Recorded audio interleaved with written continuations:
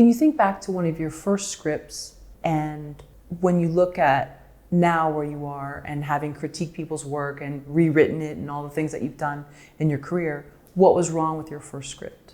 I had the chronic problem and it's the whole reason I created my method, the whole thing that is behind the nutshell technique. I wrote, so everybody thinks they've got a great idea, right, for a movie. They don't. What you might have is the great idea for one. You don't have a story though. You have what I would call a situation. And I would identify that as, in my work as a script consultant, 99% of the time, that's what writers are writing. They're failing to write a story. Instead, they're creating a situation. Life is a situation, right? Life is this happens, then this happens, then this happens, then this happens. That's not a story.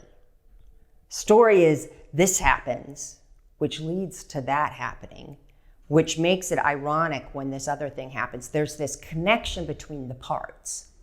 And that's the problem I'm seeing in 99% of writers, that they are creating a situation, not a story. And that was exactly my problem. I thought a great idea, this would make a great movie, and I couldn't understand why I was feeling so blocked and having a hard time writing it. I thought it was me. I must not be a good enough writer. I must not be talented enough. No, the problem, well, that might be true too, but the other problem was I didn't have technique, basically, and technique to understand the difference between what a situation is and what a story is. So if you just have a situation, you're going to be laboring to get from moment to moment to moment, and there's not going to be a natural connection and a natural progression. And so it's going to feel stilted. It's going to feel unnatural. It's going to feel like bad writing.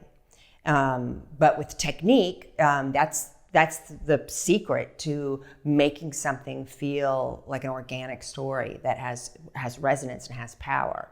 It's not just reading somebody's diary of unconnected events, these different events that happen to somebody. There's a glue that is existing behind them that makes them coherent.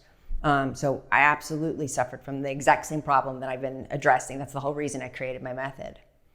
Do you remember where you were or what was going on when you sort of had that aha moment about that? In terms of like, were you watching something? And I was getting kind of a similar note to the one I described, that people were saying things like, they were using different words, but they were saying essentially, this isn't really a story, it's a situation. The only thing was no one could explain to me the difference. And so I had a sense of what the difference was. I had good training. I had studied at Columbia University. I'd also studied with some private screenwriting programs in New York City. And I learned a lot of good things in these different programs, but no one was bringing it all together. And I could sense in this note, I knew there was truth in what I was hearing, even though no one could explain to me how to transform it. I got what they were saying. And I had a sense that there's sort of, if I may make a huge generalization, two approaches out there. One is a linear approach, a strictly 3-act structure, beat method kind of approach to screenwriting. And the other is a more character-based, character arc approach. The problem I was having, and the problem that 99% of writers are having, I could tell belonged somewhere in the intersection between these methods.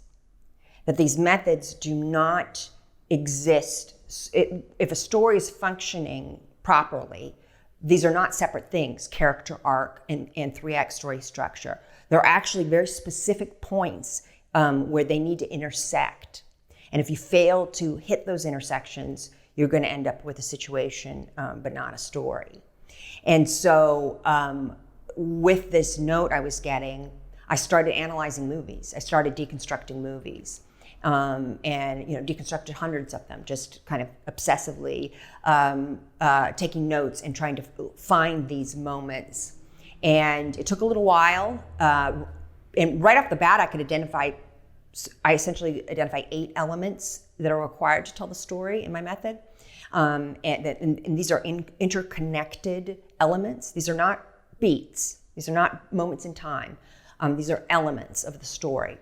And I'd say right off the bat, I knew what 5 of them were, but it took a little while of analyzing movies. And then it did happen. There was kind of this breakthrough moment on the last movie that I deconstructed in this period where I was like, boom, the 8th method. I was like, oh my God, this actually works. I can't believe it.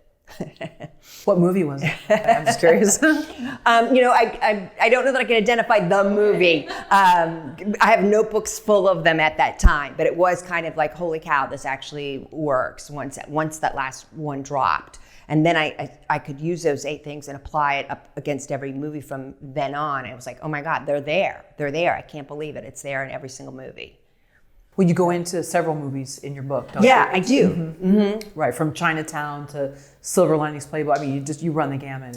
Yeah, I made a point of doing that. So the book, and I'll show you. Oh, please! Back. Yeah, beautiful cover, by the way. Yeah, thank you. So it's a nice, lovely, large format book, and I'd recommend people get the paperback, not the Kindle, for that reason. Okay. Because it's just a beautifully designed, large format book. And one of the big features of the book is the last section. I have in it 30 different movies. That's great. So it's all in my one nutshell form, one form, 30 different movies.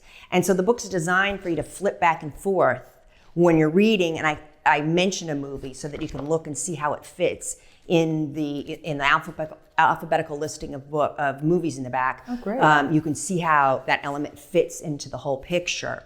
So yeah, I have everything, in the back from Casablanca to Pulp Fiction to August Osage County, right? Movies that are different time periods, different genres, movies you probably think had almost nothing in common structure-wise other than maybe 3 acts, maybe. I can identify these 8 elements in all of these different ones. So I just wanted to illustrate that this is not a formulaic, it's not a formula, right? We're talking about very, very different movies that are not following one template. No one would say the template to Pulp Fiction and Casablanca or anything alike, right? But underlying it, they have, at the very basis, they have the same structural elements that we're looking at and that are required for making them the great movies that they are. They're the same 8 things going on. Sorry to interrupt, but you can email, is that right, if someone would like a yes. graph? Yes, okay. So my nutshell form, so the central tenet of my method is my nutshell technique form. Basically, I drew up these 8 elements that are required to tell a story and put it on a 1-page form for my clients and my students, and rather glibly wrote on the first one, Screenplay as in a nutshell, and that's how the name was born. It's great. And so this form I can use, it's a visual method, so we can see right on the piece of paper what's working and not working. Mm-hmm. And yes, anyone can download at my website, jillchamberlain.com. You can download free versions of these worksheets for your own use. Great. So you can take the nutshell technique and start playing around with it, start using it for your own stories. So this is a way, and what's important, I want to emphasize, it's different than the beat sheet methods. These are not beats in time. 4 of these are moments in time. The rest of them are, and what's really different is the interconnection between the parts. I don't know any other method in the 3,000 books on screenwriting that are on Amazon. None of the other ones that I'm aware of explains the connection between the parts.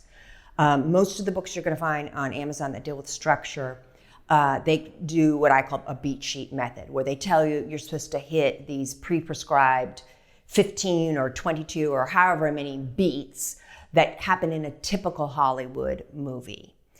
I'm throwing all that out. These are not moments in time other than a first scene, a last scene, identifying things like that. These are other structural elements to the story other than moments in time. What's important is the connection between the parts, the glue that's going to hold them together. I'm wondering what a movie looks like when it's just a bunch of situations strung together. Yeah. So how does that look? Well, let's suppose a screenwriter's done that. They haven't fixed it. Now the film's out there. What does that look like? It feels episodic. That's another way to put it, where it's kind of one moment after a moment, where it's almost like we're seeing separate short films strung together instead of one coherent story. And by the way, not every movie tells a story. I'm talking about movies that tell a story. Actually, some of the films of Richard Linklater, famously, he has said this quite a bit, that movies like Slacker and Boyhood are great movies. They're not telling a story, though, right? Right, it's not one coherent story. It's looking at a slice of life. It's looking at following a character. There might be some things thematically pulling them in common, but it's not a story. So, especially Slacker, yeah. Yeah. Mm-hmm. So it's not not every movie tells a story. I have to say though, it's extremely rare to find a movie in theaters that doesn't tell a story. That's it's pretty unusual. So the Richard Linklater is the exception to the rule, where we see something that's successful that we can be moved by that actually isn't telling a story. The vast majority of the time, movies need to tell a story for us to feel satisfied. We're going to get restless. It's going to feel episodic. We're going to get lost on tangents. Why are we following this character? What did that moment have to do with that moment? There are going to be things that happen where you're setting plants, but you're not paying off. And it's a chronic problem that I see in screenwriters, that they are failing to tell a story.